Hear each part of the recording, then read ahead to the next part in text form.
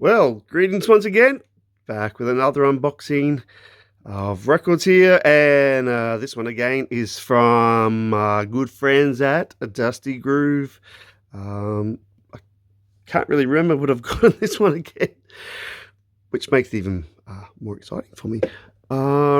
So, going to this time, actually, I'm going to learn from well, not errors, just misinformation. I'm going to actually turn this one upside down and cut it because I think they've been starting to put this stuff on the bottom. So yeah, I'll go in and do that and be back. Well, okay, so let's hope this upside down cutting works, because I'm pretty sure that's what they've been doing. Anyway, so check. Oh no, there's a bit of spoiler under there. Oh, so maybe not. All right, well, I'll lift up the camera. Yeah, you can't win, can you? This time it is the other way. It was the right way up. That's okay. We can still do this in reverse. Alrighty. See, first one up. Yeah, look, I've got this on CD. Had it on CD for years. Still do. It's a great album. By this man who put out a lot of stuff, and this is an early one, a reissue that I finally pulled the trigger on because I've been putting off for so many years to get on vinyl because I've been getting stuff instead that I hadn't already had on CD. But to be honest, this one is to complete the sort of collection as such, in terms of studio albums and a couple of live ones. And this is none other than Mr. Scott-Heron with Pieces of a Man on Flying Dutchman. I think this is what, about 1971, around there, 71, 72, I'm pretty sure. But yeah, this is a really good album. When he's sort of finding his chops, but it's still got a rawness about it. But it's got some great songs. It does have The Revolution Will Not Be Televised to open it. But not all the songs are really like that. They're very sort of soul jazz in a way. Still got very poetic lyrics. The lyrics are really cool, powerful, and sometimes even somber and stuff. But the music's great. It's sort of that raw, live feel energy. We obviously got the also great song on there, Home Is Where the Hatred Is. But look, yeah, whole thing's good. Look, yeah, his vocals are a little bit sort of rawish and, you know, unrefined in places, but it gives it a sincerity, I think, to me. This one is, I think, the single LP. Yeah, so see here. Oh, is it not going to do the there we go. Oh, there we go. Yeah, 1971. This one is an Ace Records, well, BGP, Beat Goes Public, distributed by Ace Records. Same thing, subsidiary, made in the EU. Yeah, so you can get some other versions of this in like 2 LPs and stuff like that, and yeah, more special copies. But this one I'm sure will be great at 180 grammer, with the gatefold. Yeah, what else can I say? This is really good, and I'm glad to finally have it on LP to complete my run of Scott-Heron up until about 1982 or 3, I think. Alrighty, anyway, next, what do I have next? Oh, okay, so this one has kind of been on my list for a couple of years, just as a an interesting, I wouldn't say oddity, but a kind of a one-off sort of thing. It's a live album from the early to mid 70s. I think it's about 1974, somewhere around there. But it's a collection of pretty damn cool artists. And this is, well, it's sort of, you could say various artists. but it's the main one's on the banner. There's War, yeah, Cool and the Gang, Curtis Mayfield, and then it's got special guest appearances: Gladys Knight and the Pips, which yeah, all right, and Jimmy Witherspoon, yeah. Those the three at the top is where my money's at, and you can see here it's recorded live. September 25th, 1974, Capitol Center, Largo, Maryland. Maryland, Virginia. But it's called, where's the title? The title is hidden down here. The first annual benefit concert for the Congressional Black Caucus. So I don't know if there was a second annual benefit, I don't know, but this first one they recorded and released. It's a very good plus condition, this one. I believe, though, this is on something like Chess Records. Now, I'll just have a look, because I don't want to give other sports. That's maybe Cadet, Chess Cadet, maybe. That says GRT. Yeah, okay. Oh, there we go. It was in the focus. One of these days. But anyway, it says Chess Jammers. Reason I mention this is because these artists are not on that label. Well, I don't think. Maybe Jimmy Witherspoon, possibly. I don't know. Now there is something here that's been taped. Is that taped, or the tape has come off? That's unusual. There's something. I don't know. Anyway, but here we've got the track listing, Wild and Peaceful. That's great. To have a live version of that, an early live version by Cool and the Gang. Really looking forward to listening to this. By the way, I have not streamed this. I'm going into this one, raw and live. Give Me Your Love with Curtis Mayfield. So that's cool. On and On by Gladys Knight and the Pips, I'm not sure about. Gypsy Man, yeah, by War. And Going Down Slow, Jimmy Witherspoon. So yeah, look, only 5 tracks, which is a little bit disappointing, but the kicker here is if you look, the Cool and the Gang one goes for over 13 minutes. So that's nice and stretched out. Even the Curtis Mayfield one's over 6, clocking over 6, and then yeah, War's effort there goes for 10 minutes. So, you know, that's still pretty generous in terms of length. And, you know, for a live concert, I suppose that's what you expect. So I'm going to take it that's good that it's not been edited down. So, yeah, obviously with the labels, War was on, I think, maybe at this time on United Artists. Possibly. Might have been, no, sorry, it was just a bit earlier than United Artists. Curtis Mayfield on Curtum, his own label there. Cool and the Gang was still on D-Light Records. So yeah, it's just odd that it's like a chess thing. I'm just trying to see where it's, yeah, there. It is saying there, Chess Records. Oh, look, it did go in. There we go, Chess Records. All right. Anyway, that was only $10 Roonies US. Very good plus. Alrighty, next one. Oh, this does have a connection to the last one. Look, this one I've kind of been after again to be a bit of a completist. Well, a lot of completists. I've been waiting for this one to pop up at a decent price with a decent condition. I know it's not this guy's best album by any means. In fact, it's probably, you know, from what I've read, it's probably not his worst, but, you know, it is post-75 around the disco scene and the club scene sort of move. And that is Curtis Mayfield's Heartbeat. Now,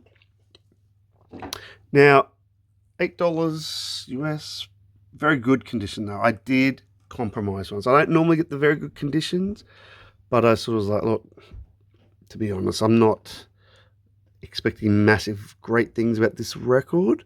You know, I know this is more of a clubby sort of effort.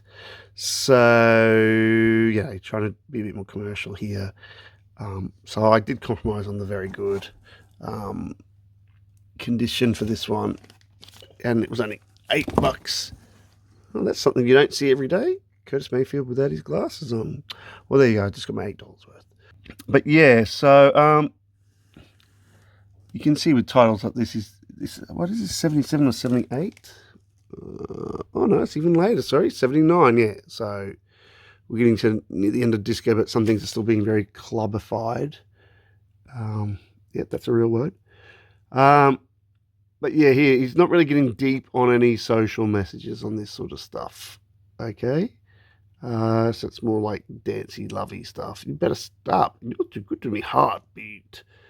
Over the hump. You got to get over that. But notice there, though, this is interesting. You'll see that Fred Wesley's name is on this. So there's that Parliament Funkadelic connection there. Well, particularly Parliament and Horny Horns. Yeah, there's more horns arranged by Fred. So good on him. So that will still be a nice addition, but to the collection. But I would not say an essential Curtis Mayfield LP by any stretch of the imagination. Alrighty, next, something else that I've seen pop up lots of places, and I've always passed up. And I'm kind of glad. Again, this is not being a complete as such, but just completing a really good period for this band or trio. Before, yeah, they sort of went more, split apart to the 80s and going more commercial. And yeah, it's a fairly expensive one too, and that is La Belle with Chameleon. Again, I'm getting these records with writing on, aren't I? It's different writing. But yeah, look, $6 for very good plus. So I wanted to get a good copy. I've seen these before, even in Australia. Not so great condition. But yeah, look, again, I don't think this is essential La Belle, but we are hitting that sort of mid-70s spacey period, because you can even see a little bit of a hint with the silver, get up there, costuming when they're doing a little bit of that stuff around the mid-70s. But yeah, there's still some really cool stuff on here, and a bit of variety. So the musicians as well. If I can find anything, the musicians. I don't think this is gatefold though. No. But anyway, there they are. There. There was Sarah Dash with La Belle and Nona Hendrix. Yeah, so I just don't know if it's got an inner to tell you about the musos. I'll just have a check. Well, yes, we do have the inner, which must have been the other reason I ordered this particular copy, because I did want the original inner sleeve so I could have all the credits and stuff here. And yeah, so if we're looking in here, you can see, apart from their actual band members, they're sent also on this record. So they've brought in some of the other heavyweights in here in the studio. Wawa Watson. See, that will add some flavour, give you an idea of what we're talking about here, with James Gadsden on drums and percussion, Ray Parker Jr. in his studio session days when he was doing some really good stuff, funky stuff. So that's really nice. You'll see also Indugo Leon Chancellor kicking it on some percussion there. I don't know if he plays drums as well, separately anywhere. So yeah, you can already see some of the sort of usual suspects of the time appearing on here, which does give it a little bit more of an extra edge to it and desire. Let's just turn around here and we get some, got a nice set of lyrics there. Copyright year, yeah, see, that's saying 76. I'm pretty sure, yeah, this album is 76. Oh, sorry, it's a bit blurry. Oh, there we go. I'll be over here probably. There we go. Yeah, 76. Yeah, so it is post 75. But there's still some value to be had there for a cheap price. All right, next up, this one is a replacement copy of an LP I bought years ago and got a second-hand New Zealand pressing years and years ago, and I updated its pigeon partner sort of just recently as well, because this is quite underrated again, and that is Moving On by the Commodores, which I believe is their third album. I'm pretty sure this is the third album on Motown. Yep, there we go. If you were in doubt, it's right there. So third album, when they're still very funky. I think it's 1975, possibly 76. I'm going to go with 75 for now. But yeah, there's some really funky tracks on here. Again, it's when the band is not just solely focused on Lionel Richie more and his vocals, so they're really sharing around. Some nice tight playing on here. There we go. Yep, 75. What a great year, if I do say so myself.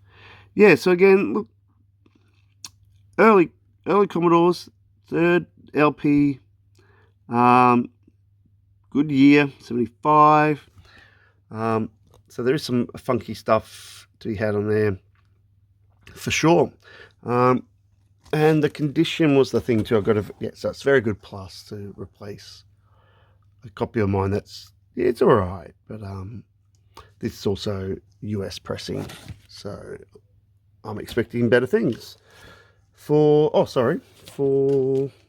which you probably already saw, but $7 US. So, you know, pretty decent price there for some mid-70s funk. Alrighty, next up. Now this one I got from a bargain here, and I had to do a bit of research on this. I saw it and went, huh, who is this? Yeah, again, one of these things I didn't know about. I'd seen the name, but sort of just of this artist and just, you know, always passed by because I never knew anything about this singer. And yeah, and then I streamed this sort of on YouTube or whatever and went, oh, okay, yeah. And then I found it for an absolute bargain. And this is by an artist called Esther Marrow, Sister Woman. And it was actually on Fantasy Records. So, you know, big label back then, who then brought out, after they made it big with Creedence Clearwater Revival, got a stack of cash and bought out lots of other people and their catalogs. But anyway, this one you'll see is sealed, so it's like brand new, $7. And I tell you, the thing is with this is her second LP apparently, and it's like she's also a gospel singer, but this is a little bit more, yeah, like mainstream. Secular, if you want to use the terms they love to use when they're not doing their gospel stuff. Look, and there's a little bit of gospel sort of stuff influence in there, reference, but it's funky, man. Like, this is great. She's a great singer.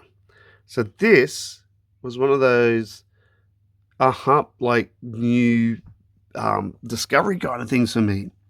I'm sure other people already knew about it. I didn't really, because I always passed it by.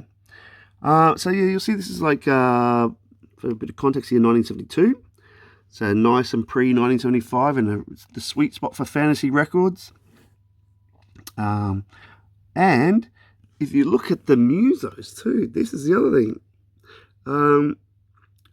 We've got like Selden Powell on horn section here. A couple other names you often see every now and again.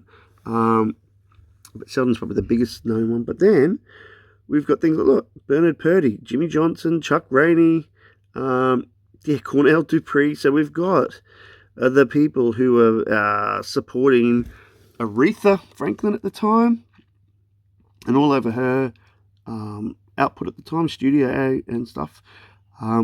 Ralph McDonald, Richard T, Gordon Edwards. Yeah, it's Bernard Purdy this time on drums there, not just arranging. Just how killer is that? Like, again, so when you got that, oh look, Idris, this is just nuts, eh? Like, so yeah, I'm just really stoked by even the lineup there. But then her vocals on top, man, the lady can sing. So yeah, and with the titles, you'll see there's a little bit of this one here, the Turn to Jesus one, is probably the title that gives you the biggest connection to her gospel leanings, and maybe some of the social issue type stuff, and then things like "And When I Die," sort of probably leaning more towards the spiritual thing, but not the whole thing.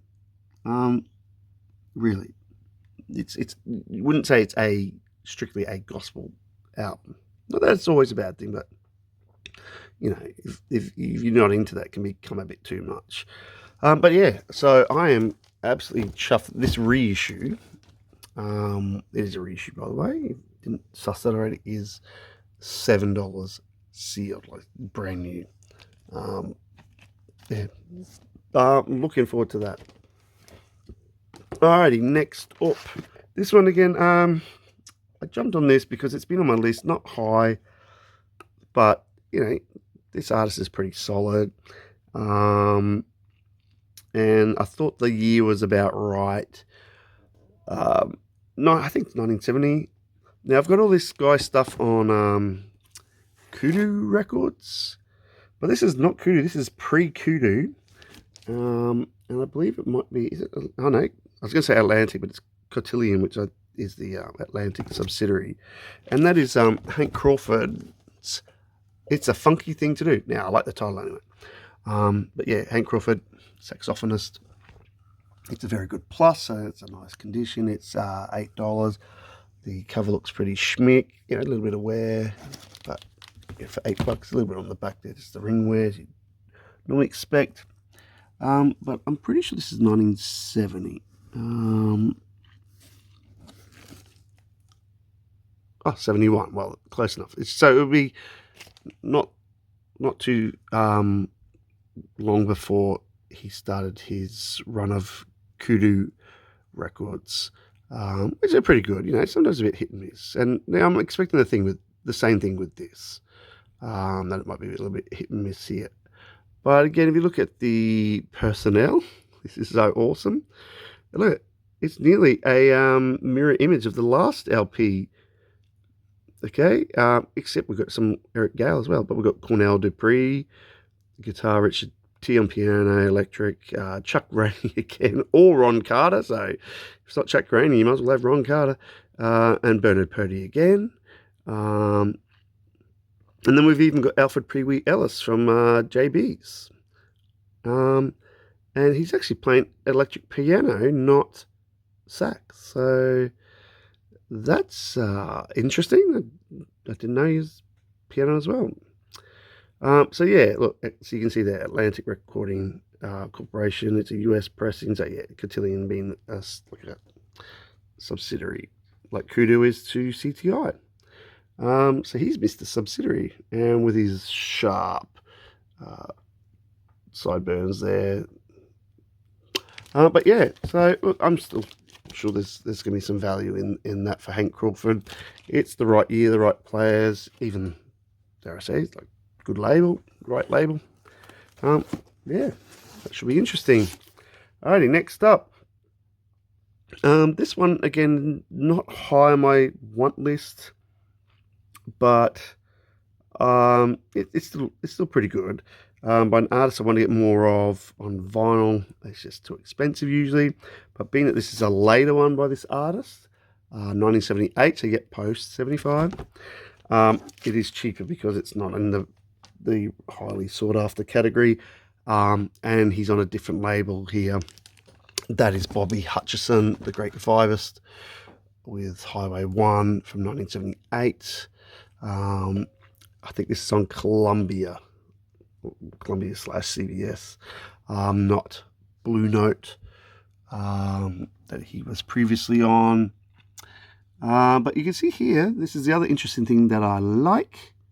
This is also a nice selling point, featuring Hubert Laws and Freddie Hubbard.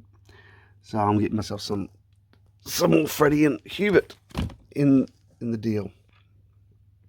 Now you can see even here with the look of this album, it's got that more mature, oh yeah baby, I'm in a suit look, okay, 1978, trying to be a bit more sophisticated, soul looking, rather than that sort of more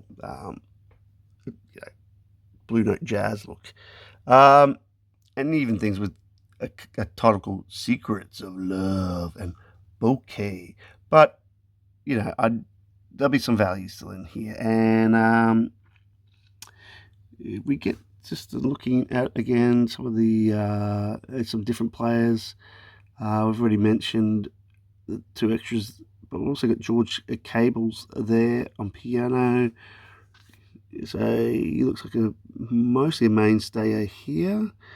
Oh, we've got Jessica Cleese. Well, that is a turn up. Jessica Cleese, who sang with Parliament. So I did not know she was going to be on here doing vocals. So that's nice.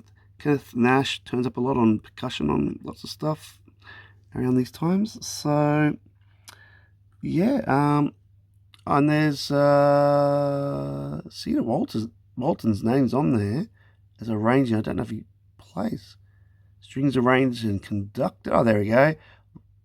Cedar Walton's playing piano as well. Sorry, I missed him before. But anyway, so we've got some nice pedigree players as such. Just not your Blue Note sort of style of jazz. Alrighty, next up, let's crack on. And this one, again, it's probably going to complete my mini run of this artist up until a point. This one might be pushing it, I think, in terms of the year and maybe the stylings, where he started to get even more commercial. But this is, I think, right on the cusp of that, sort of right in the middle point in 1975. So it's not post-75, but I know this artist went a lot more commercial than his sort of, I wouldn't say spiritual jazz, but it's almost sort of spiritual free jazz-ish sort of stuff he did in the early 70s. And that is Mr. Norman Connors, the drummer. And I think he plays other stuff, but this is Saturday Night Special. So again, you can see with the cover, it looks more leaning towards like the clubby, funky sort of, almost disco-y sort of look here, as opposed to his other sort of style before this. Now, he was on Buddha Records before, and so I don't know what this one is on. Oh, there it is. It's still on Buddha Records there. So same label, but you will see though, this is the interesting thing. Okay, yes, you know, Saturday Night Special and Valentine Love, it's starting to get a little bit more towards the commercial realm, but he does have a version of Dindy on there, or Gingy, I should say, Gingy, the way I think it's supposed to be pronounced in Brazilian, Portuguese, Brazilian, because you can see it's written by Jobim. So I've got a couple of different versions of that song. I've got I've got one I think by Wayne Shorter, yeah. I've got another version by Astrid Gilberto. I'm pretty sure I've got a couple other ones somewhere, but so it's a popular song, but it's by no means a big sort of commercial thing unless he's done it differently. However, the interesting thing here is the lead vocal is by Gene Khan. Now, Gene Khan at this time would have just been either finishing up doing stuff on the Black Jazz label with her then husband, Doug Khan, and she was adding some vocals to his stuff around this time. So I don't know if this is when she's starting to step across to more commercial and releasing stuff herself that then became quite popular. But that's great to see Gene Khan on this as well. We've got Maiden Voyage as well, Herbie Hancock song. So you know what I mean? Like, that's by no means like a commercial thing. Can't tell you about the other ones yet, but so I'm just hoping I'm pretty sure there'll still be enough goodness in this, because I have not on purpose streamed this one. I just wanted to see. I think I got the next one that's more commercial, and I got it really cheap. So this one was $8. Very good plus condition. A bit of ringware and stuff. Buddha Records, 1975. That probably just needs a little bit of a... Oh, no, it's actually torn. I thought that actually looks like it's like mirror image. Hey, but anyway. And whoever... Some more writing there. Stubbs. Thanks, Stubbs, for the sticker. Let's see if I can get that off. Alrighty, next one. Now, this one is getting some more from this guy. I just love his stuff. This again is later in the piece. I think it's like 1978. You know, I've still got a couple of his things to get on Prestige Records, where his home was for a while, with great albums. And that is Charles Erland, and this one is A Mama Roots. So yeah, a bit later, in 1978, I'm pretty sure. Different label than Muse, but is it Muse? Yep. So Muse, you know, sometimes there's some good stuff on Muse as well. They're by no means a massively commercial label, big corporate label, but it is 1978. However, with the great Charles Erland, we've got some other players who often turn up on things. Dave Schnitter, George Coleman. That's great to see. Some George Coleman on here. Jimmy Ponder spelled incorrectly. I'm pretty sure Jimmy Ponder's got 2 M's in the Jimmy. Walter Perkins, I think I've heard his name. Not so sure of him. Bobby Durham, but the first 3 on there, definitely a bit more known, I would say. Oh, I know, that's a pipe. It's just like it looks like a tobacco pipe. So, but yeah, look, so it's still got, look, you know, by putting that, you can see it's still being a bit, you know, gritty, and it's not trying to be commercial looking here. Muse, again, often has stuff that's just getting more towards some of the older school flavors in jazz. So maybe with the roots in the title, it might indicate that as well. You know, a lot of these jazz artists by the late 70s would go and return to form. However, Charles Erland did continued and went even a little bit more modern flavors in the early 80s. So who knows? Well, let's see what we've got on there. So yeah, some pretty stretched out songs as well. That's good. I wonder if that Bluesette is the Curtis Fuller and maybe others. But anyway, I know I won't be disappointed because it's Charles Erland, and I paid a little bit for this one, $15 US, because it's OG. I don't think this has been reissued. I doubt it, and it is Charles Erland. She'll get some value. Alrighty, next up, what do I have here? Okay, this one I got. I have not listened to this. I've got some of this group's earlier stuff, and it's pretty damn cool. Again, some of it's a bit hit and miss, but I went on reputation, firstly. Secondly, I went on price. And thirdly, I went on the fact that it's not quite 80s. This is 1979, so we're just getting to the cusp. So, yeah, it's going to be influenced somewhat by the trends at the time. And also, it's still got production by Norman Whitfield, I believe. Well, it's at least on his actual label at the time, Whitfield Records. That is Rose Royce, and this is Rainbow Connection. Now, that's an interesting title. It does say Rolls Royce 4, but it's actually got its own title as well. And I don't have links to Kermit the Frog at all, and the Muppets, but it is 1979, so it's very, very good chance it would be. But the thing is, as I saw when I bought this, there is no Rainbow Connection song. So I don't know why they call it Rainbow Connection. Maybe because it was just to get people's attention at that time with the song. I don't know. Bad Mother Funker though. So again, you can see we've got a bit of Norman Whitfield on this one there. On some of the tracks as the rider. Still going strong with them at this stage. So look, I'm going to give it a go for 1979. I'm not expecting too much, but they sometimes pull out some good stuff. In terms of the output, I'd probably stop at 1979. We'll see how we go. Yeah, near minus, bit of a cut out there, notch cut. Apart from the cover looks immaculate. Maybe it's because it's not a great record. I don't know. All right, I'll move on. Now, this does kind of connect to the last one in terms of mentioning Norman Whitfield. It does connect to this because he was the producer on this 10 years earlier when he made a name for himself. Now, this again is going to plug up a little bit of a hole in a select collection I want of this band. I don't want all their stuff by any means, but there's a select period between about 1968 to 1974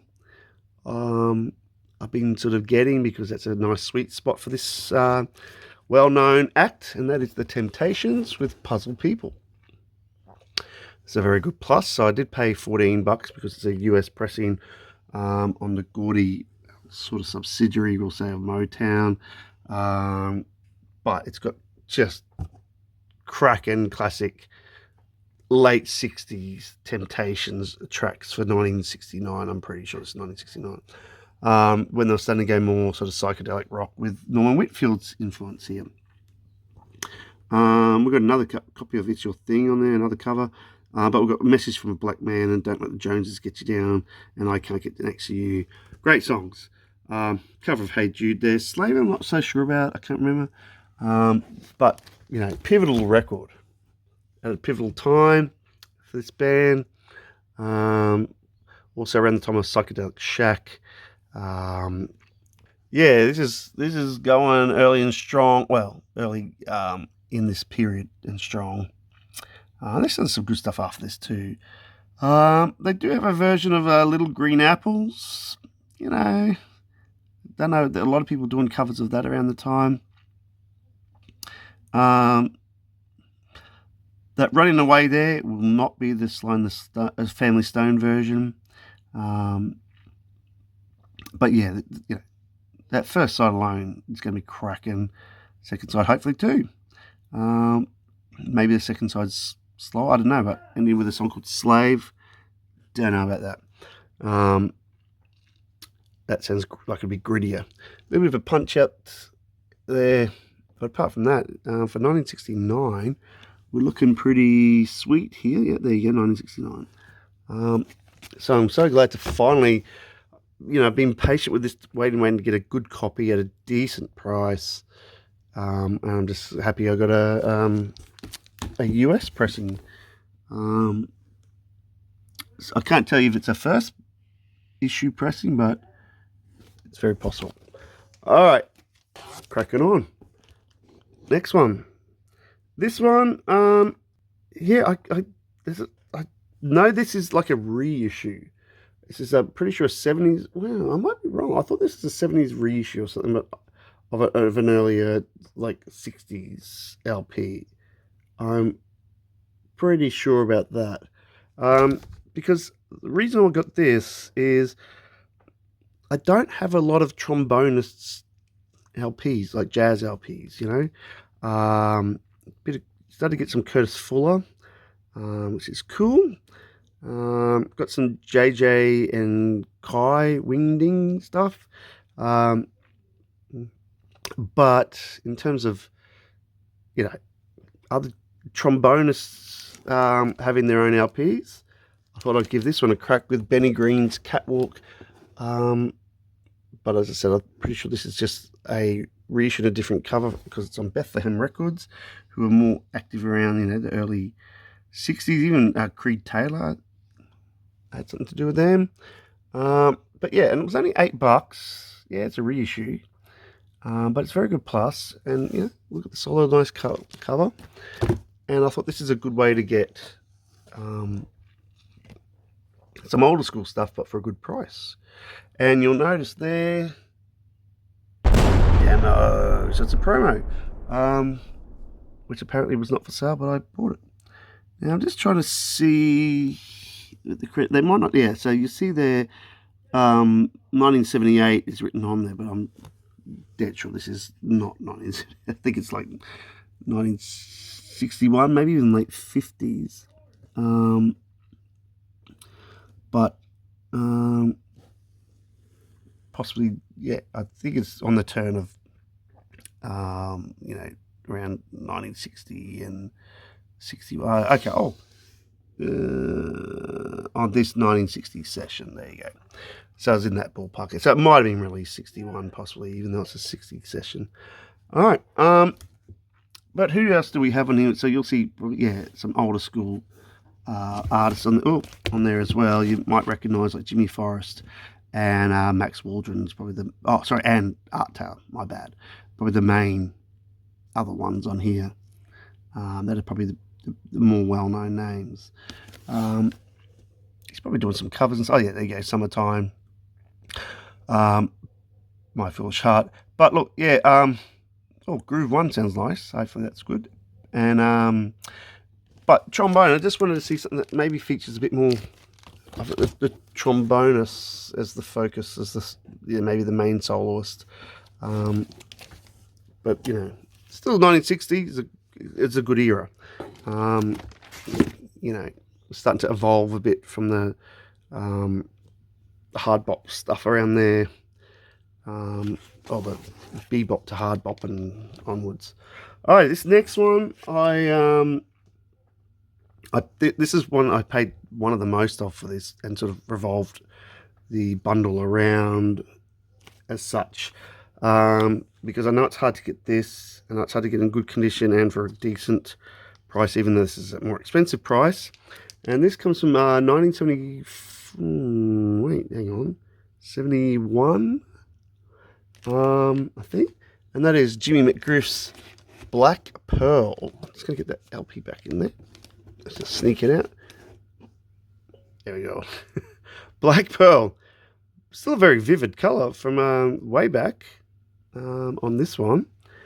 And yeah, this is on, if we look down here, it's got a BST number, which is interesting, which is Blue Note. And then we've got the United Artists, though, label there. So that is interesting. Yeah, just trying to see if there's anything else written. Oh, sorry, because we've got United Artists, yeah, copyright. So we've got 1971. Now let's have a look at the players as well. And we've got some good stuff here, because we've got O'Donnell Levy on guitar, which makes it really nice. Arthur Fathius turns up on some stuff as well around the time. They're probably the main ones, are extra personnel that have a bit of a name. So yeah, Black Pearl. Yeah, this has got some cracking stuff on here, and it is a live one here. You can record live at the Golden Slipper. But yeah, I did have to pay, let's see, so I did have to pay the $25 US plus the post, but I know that's still decent. Oh yeah, sorry, here we go, there it is, sneaking down. There's the Blue Note logo there, because I just knew when I saw the BST like code, I went, I that's Blue Note. That's right. So yeah, it is a Blue Note. Just yeah, it said when United Artists bought them out a couple of years prior, and it is US pressing, so OG pressing. And you'll notice you probably saw this demo, so it's a demo one as well, which is again probably why the price is a little bit higher too. But yeah, so looking forward to that. That's great to have that one. Alrighty, and not to be confused with the last artist, but I've got yet another one from this artist. This is also a later reissue, different artwork of an earlier album. So I'm pretty sure this is like a 70s, late 70s maybe, reissue of an early 60s. I think it's early 60s LP. And that is Jimmy Smith's Just Friends. So this is not the original artwork. But if you look at the players on this, it's like, wow. Okay, and you'll get the idea of like early 60s. So we've got Lee Morgan, Curtis Fuller, as I was mentioned before, trombonist, Lou Donaldson, George Coleman, that Tina Brooks under there, Kenny Burrell, guitar, Blakey, Donald Bailey's the drummer, Eddie McFadden, I know the name, I just can't place him, to be honest. Now, yeah, it's in this sort of like budgety looking cover thing with it. Yeah, the artwork's pretty, the painting's pretty cool, but yeah, we got 4 songs that are pretty stretched out. Look at that, Just Friends going for 15:15, and Oh Private 15:07. So yeah, stretch out.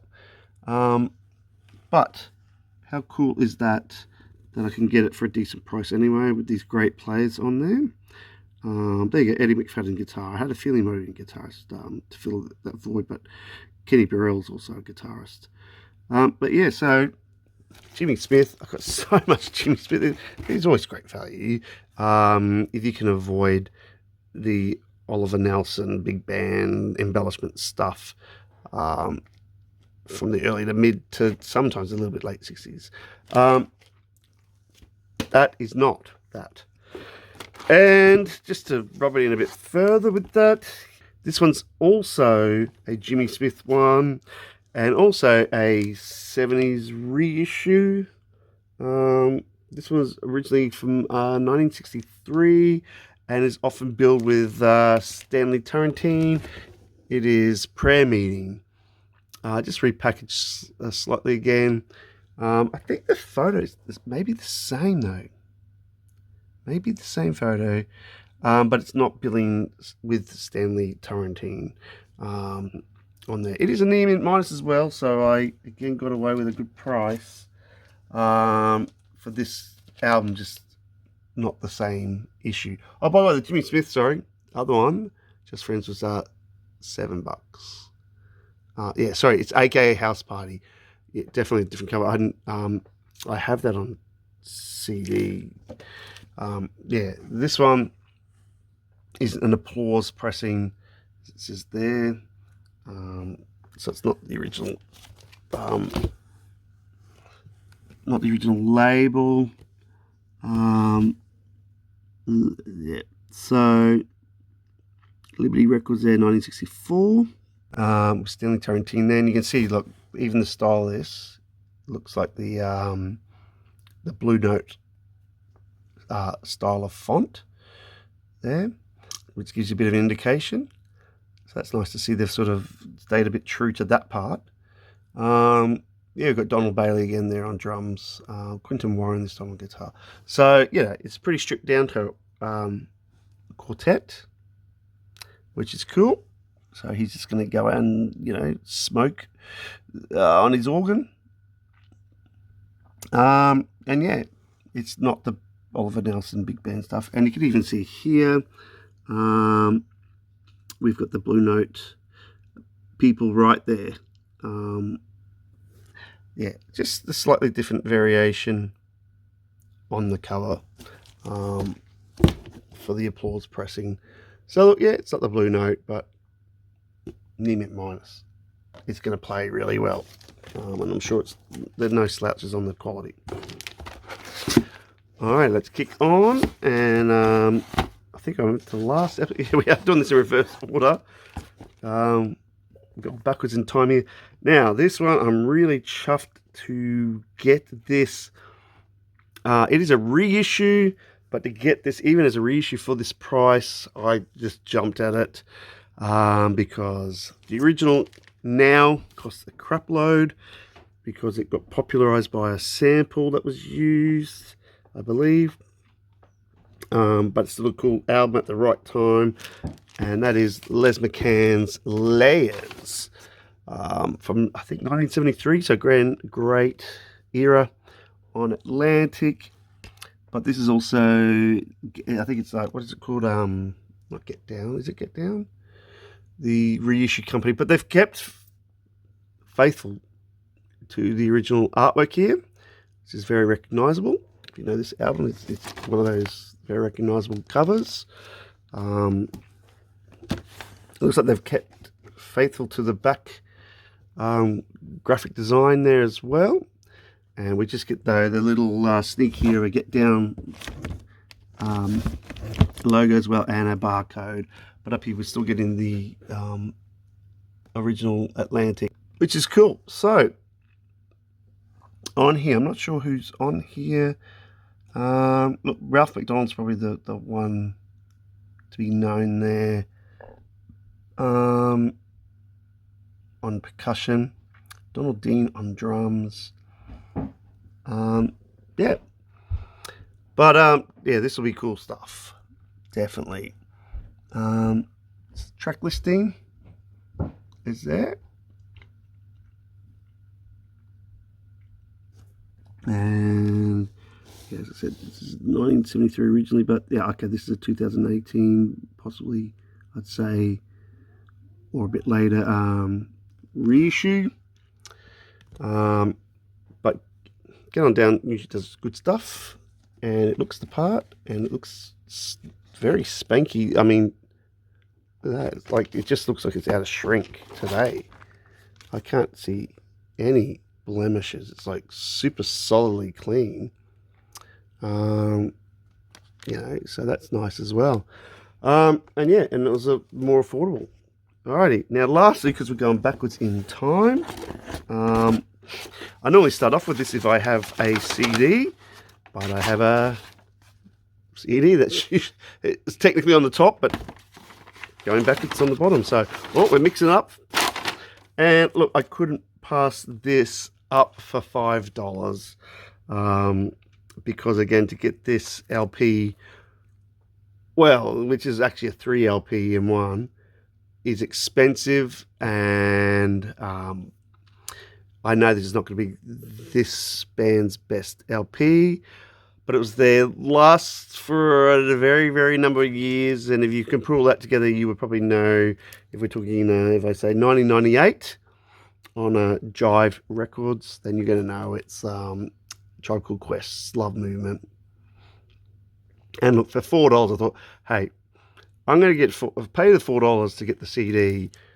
That's the equivalent of 3 LPs worth, apparently.